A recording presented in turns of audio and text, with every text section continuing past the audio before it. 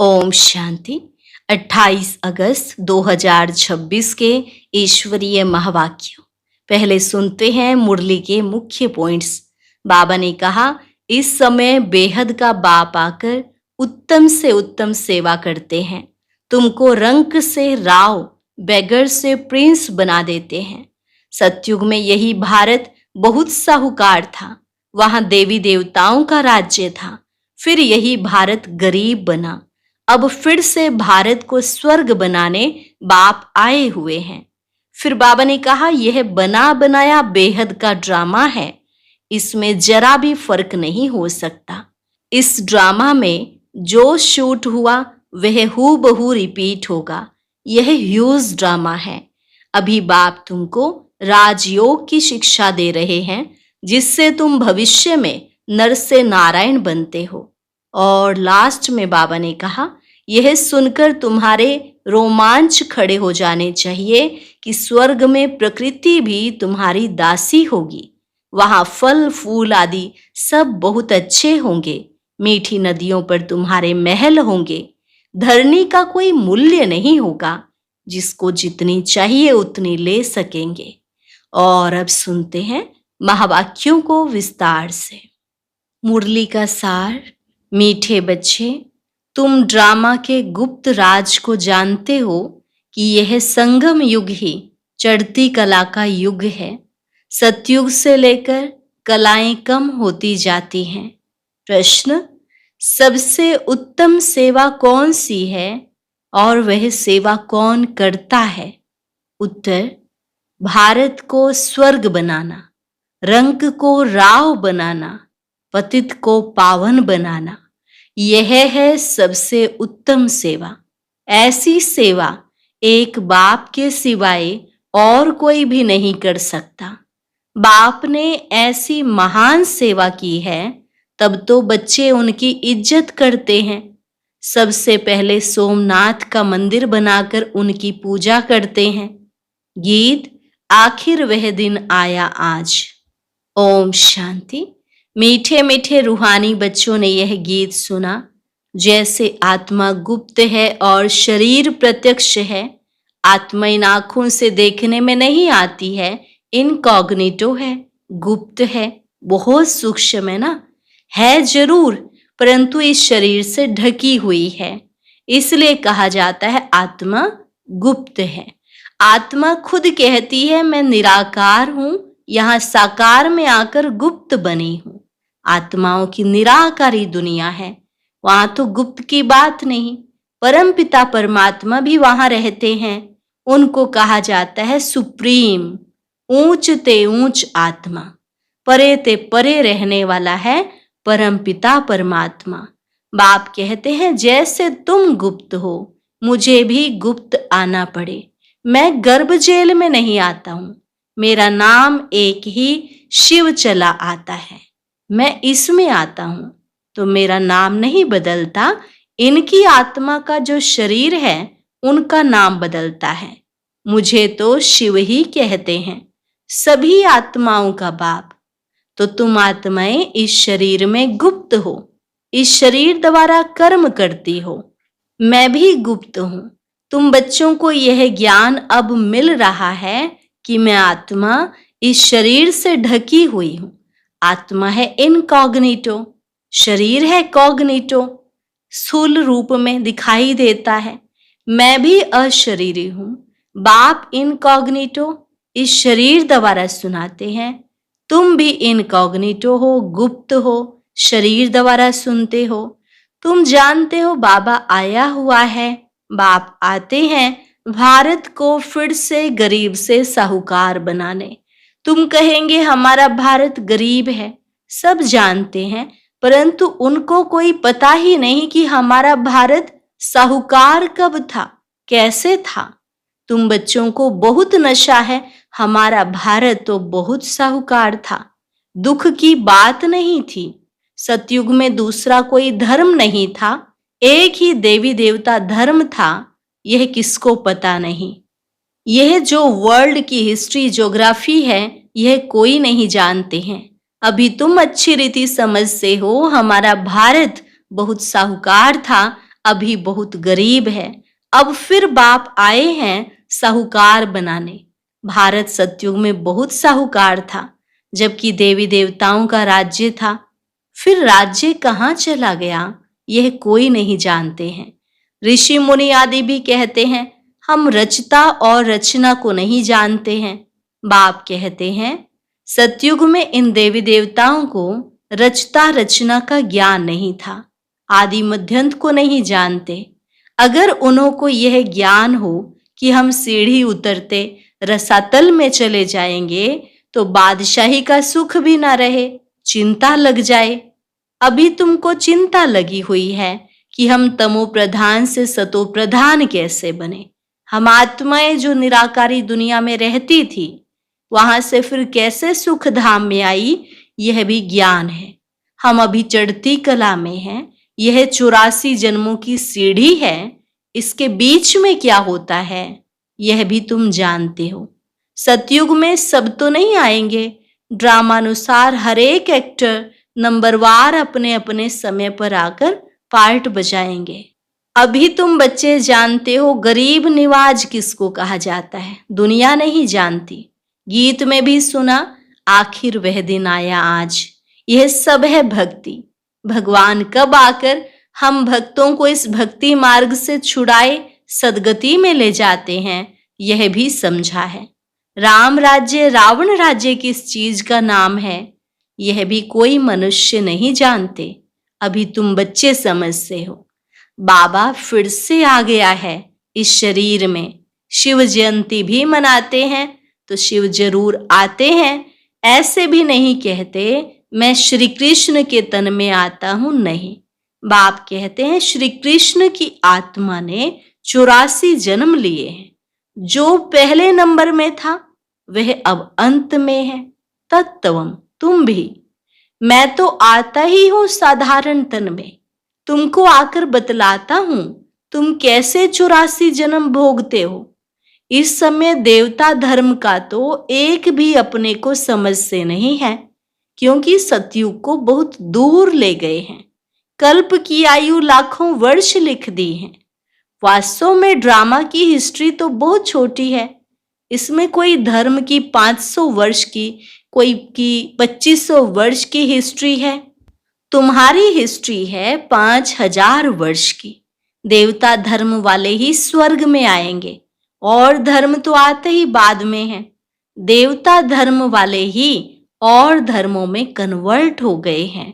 ड्रामानुसार फिर भी ऐसे ही कन्वर्ट हो जाएंगे, फिर अपने अपने धर्म में लौट कर आएंगे। लास्ट समय में सब अपने अपने धर्म में चले जाते हैं, क्योंकि परम धाम में भी फिर अपने अपने सेक्शन में जाके आत्माएं बैठेंगी। बाप समझाते हैं बच्चे तुम तो विश्व के मालिक थे, तुम अभी समझते हो बाबा स्वर्ग की स्थापना करने वाला है, तो हम क्यों नहीं स्वर्ग में होंगे। बाप से हम वर्षा जरूर लेंगे।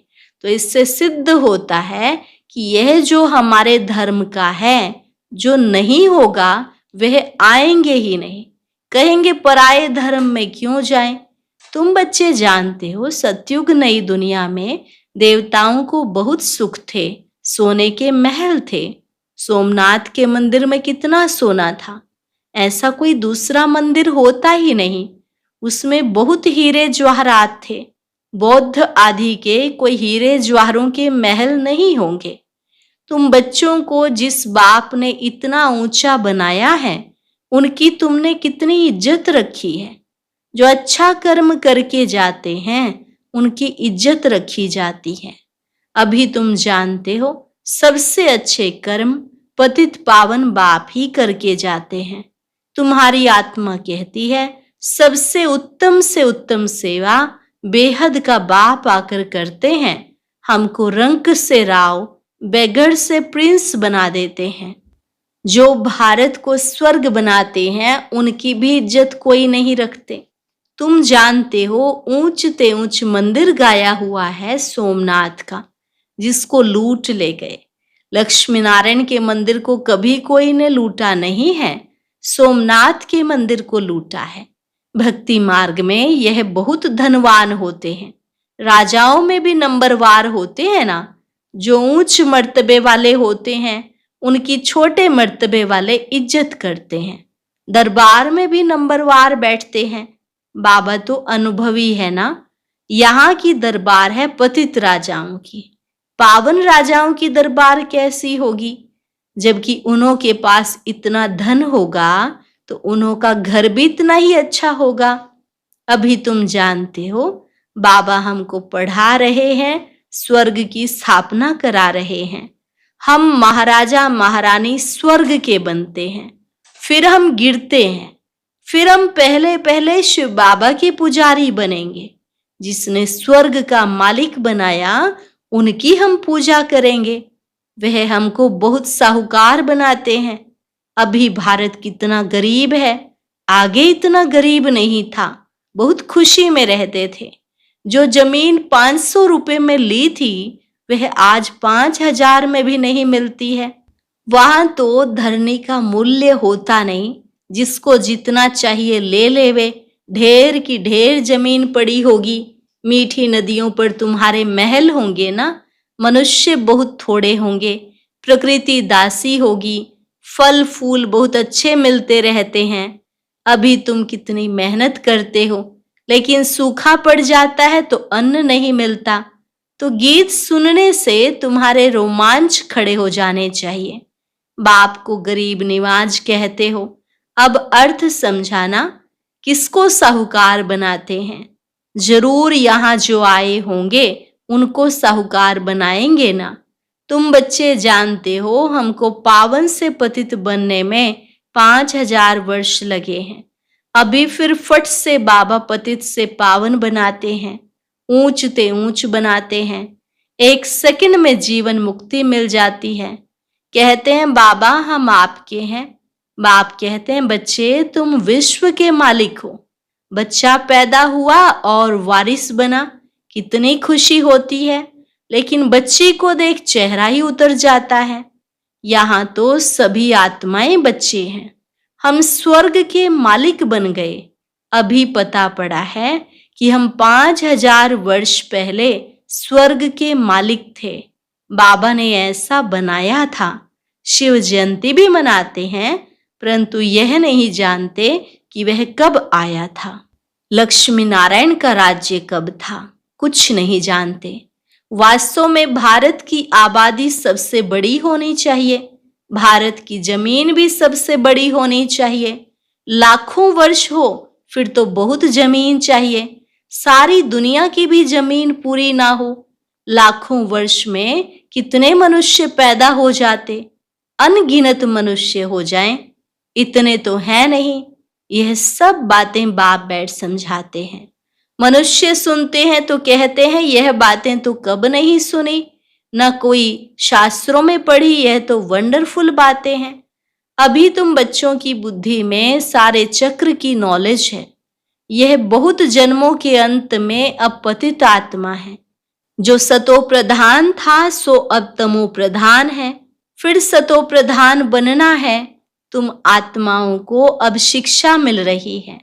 आत्मा शरीर द्वारा सुनती है तो शरीर झूलता है, क्योंकि आत्मा सुनती है ना। बरोबर हम आत्मा ने 84 जन्म लिए हैं।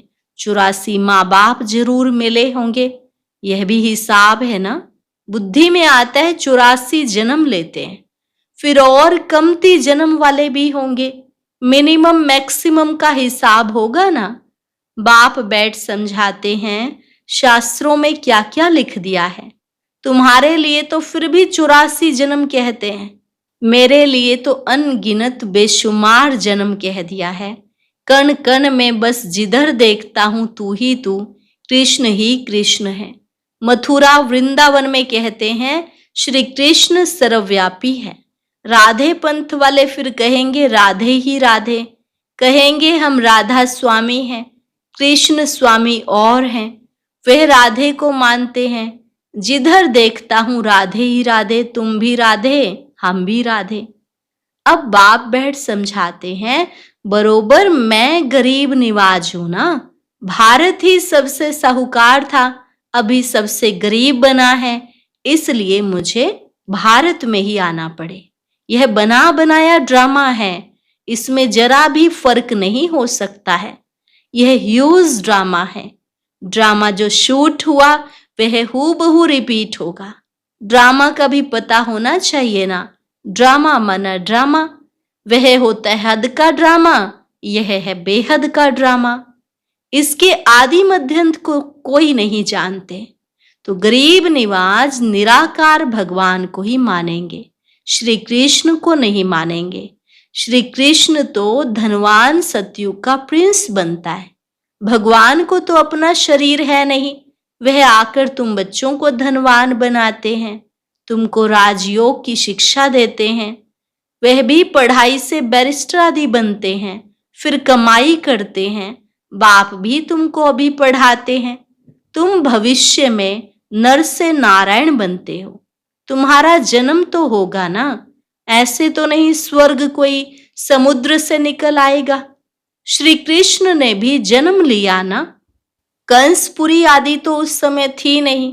श्री कृष्ण का कितना नाम गाया जाता है, उनके बाप का नाम ही नहीं। उनका बाप कहाँ है? जरूर राजा का बच्चा होगा ना। वहां बड़े राजा के घर में जन्म होता है, परंतु वह पतित राजा होने के कारण उनका नाम थोड़े ही होगा। श्री कृष्ण जब है तब थोड़े पतित भी रहते हैं। जब वह बिल्कुल खलास हो जाते हैं तब वह गद्दी पर बैठते हैं, अपना राज्य ले लेते हैं। श्री कृष्ण लक्ष्मी नारायण के रूप में गद्दी पर बैठ जाते हैं, तभी उनका संवत शुरू होता है। लक्ष्मी नारायण से संवत शुरू होता है। तुम पूरा हिसाब लिखते हो, इनका राज्य इतना समय, फिर इनका इतना समय, तो मनुष्य समझेंगे यह तो कल्प की आयु बड़ी हो ही नहीं सकती। 5000 वर्ष का ही पूरा हिसाब है। अच्छा, मीठे मीठे सिकिलधे बच्चों प्रति माता पिता बाप दादा का याद प्यार और गुड मॉर्निंग। रूहानी बाप की रूहानी बच्चों को नमस्ते। रूहानी बच्चों की रूहानी बाप दादा को नमस्ते नमस्ते, गुड मॉर्निंग। शुक्रिया बाबा, शुक्रिया। धारणा के लिए मुख्य सार: रच्यता और रचना का ज्ञान बुद्धि में रख सतो प्रधान बनने का पुरुषार्थ करना है। बस एक ही चिंता रखनी है कि हमें सतो प्रधान जरूर बनना है। दूसरी पॉइंट, इस बेहद के ड्रामा को बुद्धि में रख अपार खुशी में रहना है। बाप समान इज्जत पाने के लिए पतितों को पावन बनाने की सेवा करनी है। वरदान: अधिकारीपन की स्मृति द्वारा सर्व शक्तियों का अनुभव करने वाले प्राप्ति स्वरूप भव। अधिकारीपन की स्मृति द्वारा सर्व शक्तियों का अनुभव करने वाले प्राप्ति स्वरूप भव। यदि बुद्धि का संबंध सदा एक बाप से लगा हुआ रहे तो सर्व शक्तियों का वर्षा अधिकार के रूप में प्राप्त होता है। जो अधिकारी समझकर हर कर्म करते हैं, उन्हें कहने व संकल्प में भी मांगने की आवश्यकता नहीं रहती। यह अधिकारीपन की स्मृति ही सर्व शक्तियों के प्राप्ति का अनुभव कराती है। तो नशा रहे कि सर्व शक्तियां हमारा जन्म सिद्ध अधिकार हैं। अधिकारी बन करके चलो तो अधीनता समाप्त हो जाएगी। स्लोगन: स्वयं के साथ साथ प्रकृति को भी पावन बनाना है तो संपूर्ण लगाव मुक्त बनो। स्वयं के साथ साथ प्रकृति को भी पावन बनाना है तो संपूर्ण लगाव मुक्त बनो। अव्यक्त इशारे: अपवित्रता के बीज को भी समाप्त कर संपूर्ण स्वच्छ पवित्र बनो। अगर पवित्रता का नियम पक्का है तो लगाव मुक्त, ईर्ष्या और क्रोध से भी मुक्त बनो। चिड़चिड़ापन भी ना हो, यह भी लगाव नहीं रखो कि यह होना ही चाहिए। स्वार्थ या ईर्ष्या के वश कोई बात कहेंगे और वह पूरी नहीं होगी तो क्रोध पैदा होगा।